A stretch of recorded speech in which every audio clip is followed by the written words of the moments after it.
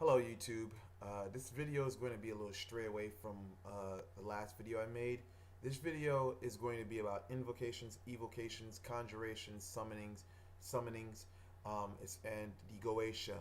Why? Because I know there's a lot of confusion, a lot of frustration out there in regards to this topic, and a person who pretty much that has experienced so much, such as myself, I figured why not share the information. Well, let's start off with talking about invocation and evocation. Invocation is when you summon something into your, like, not summon, but when you bring something into yourself. An evocation is when you bring something out of yourself. Let's just say, but then again, I don't want to use that terminology like that, because there's people that will take it as everything is just a mental thing, and it's not necessarily that way. So let's just say an invocation. When I say bringing something into yourself, let's look at it as a quality. Or if not a quality, let's just say an energy. You want the energy to manifest in you. Like, let's just say if you want to summon or bring a spirit into you, that would be considered as an invocation, or if you want a quality such as love and attraction whatsoever, you can take a bath. That's like an invocation. Now, an evocation is different. It is when you, let's just say, you bring forth something from within yourself to outside of yourself. It could be, now there's just one part of this, what I'm saying. I'm going to move on to it. I'm going to connect a little bit more to this. Bringing something from within yourself outside of yourself to manifest something. Let's just say this. You have a word of power and you want to manifest or bring something into existence such as money, or you want to attract love in your life. Basically, you would use your word of power, japa, mantra, to bring that to manifest in your life. That is an evocation. So whether it's through candles, whether it's through mantras, if you see it in your life as a result of as a result of the energy you put out, that is an evocation. Summoning. What is a summon? Now, to summon something is to call something forth. To make obvious. Some dictionaries put it like that. Or to, let's just say, make present. Now, with these things, I hope that it cleared up a lot of confusion in the tradition of spiritism, or spiritual work, because there's a lot of people that have a lot of this confused, and they're confused because they read a lot of books from a lot of people who've read other books. Okay, we're going to talk about the summoning of spirits now. I've talked about things, material things that we want in our lives. Now it's time to talk about the summoning of the spiritual beings, entities itself, and it's going to tie into the Goetia. When we're talking about summoning, to call something forth, many people think, especially with those that are into the Goetia for summoning spirits, many people have, let's just say, they believe they failed in their attempts to do so. Well, I'm going to say they probably didn't fail. It's the fact that they're not sensitive psychically to perceive what they called forth. So whatever entity it was from out the Goetia that you called, and you probably got frustrated because you didn't see anything. Well, let me explain something to you.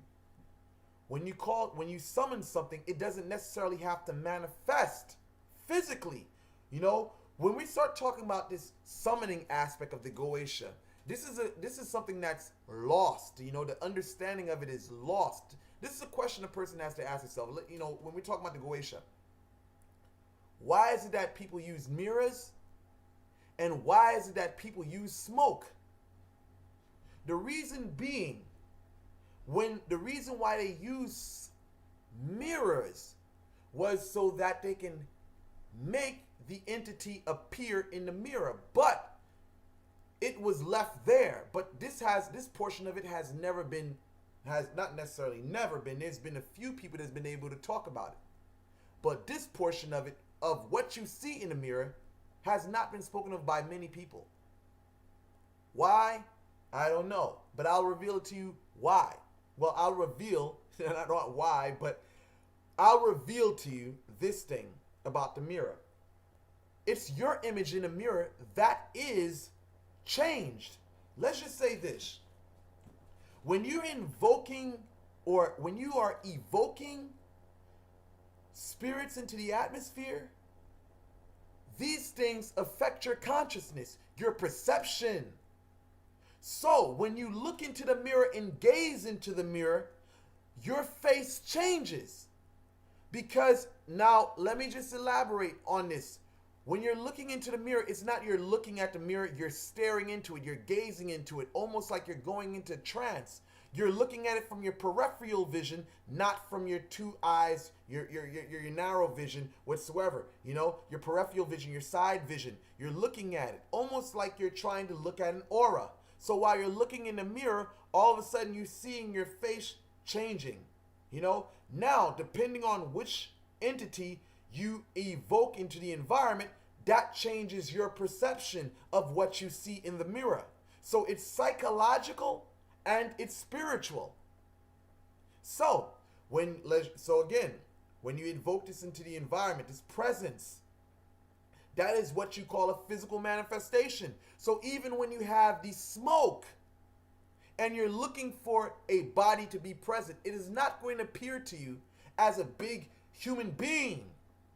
We have been fooled by many people who didn't understand what they were getting into, you know, and we don't understand what these guys from ancient times were actually talking about, because, you know, they had to use what they had.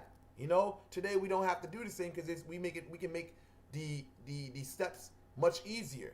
But the terminology these guys use, you know, and the things that they use, you know, I mean, that's why a lot of things in those rituals for the Goetia are misunderstood, because we can't relate to what they were doing back then.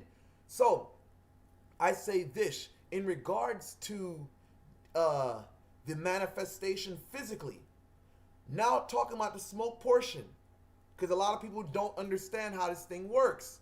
The smoke portion of having that to form a body, because many people use balm of Gilead whatsoever, you know, to make the manifestation, and they basically go back and they leave what they're doing because they never saw what they're looking for. They're looking for a Hollywood image to appear. No, it doesn't work like that.